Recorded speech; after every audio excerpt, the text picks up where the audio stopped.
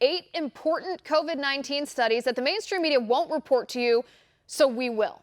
Number 1, on the Diamond Princess cruise ship, 3,711 passengers were tested for COVID-19. 17% of them, 634 total, were infected.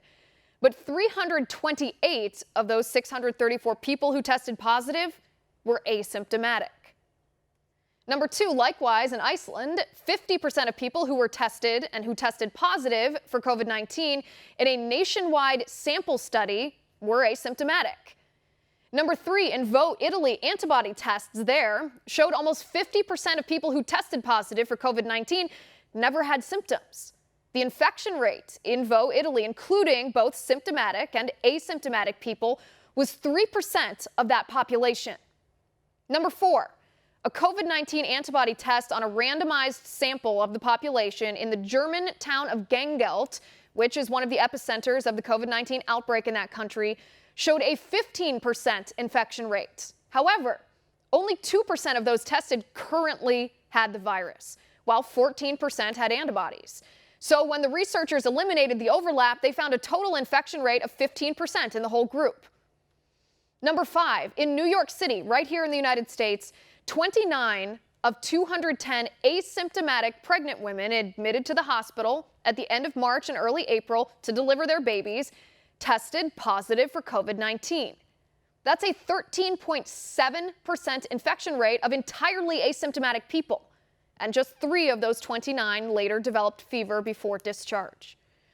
Number 6, a study in Germany by a virologist named Professor Hendrik Streeck at the University of Bonn concludes that COVID-19 rarely spreads through casual contact. It spreads through repeated large doses, such as among families while locked down together.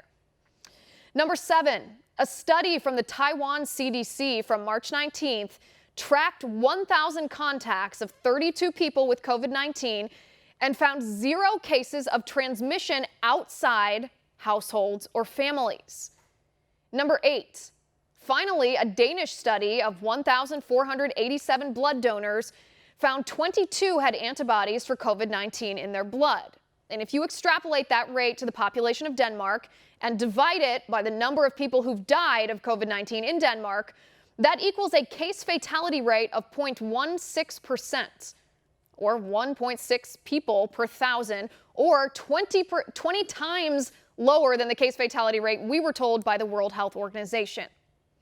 Now, does this mean COVID-19 is not serious? Of course not. Does it mean we shouldn't be doing everything we can within reason to stop the spread and protect our vulnerable populations? Of course we should.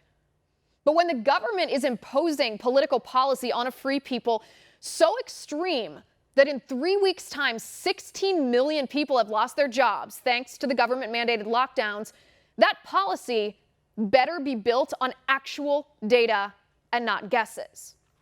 So why won't the mainstream media report any of these studies to you?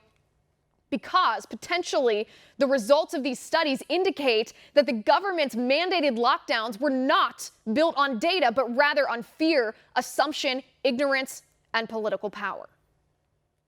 And that is my final point. You can reach me on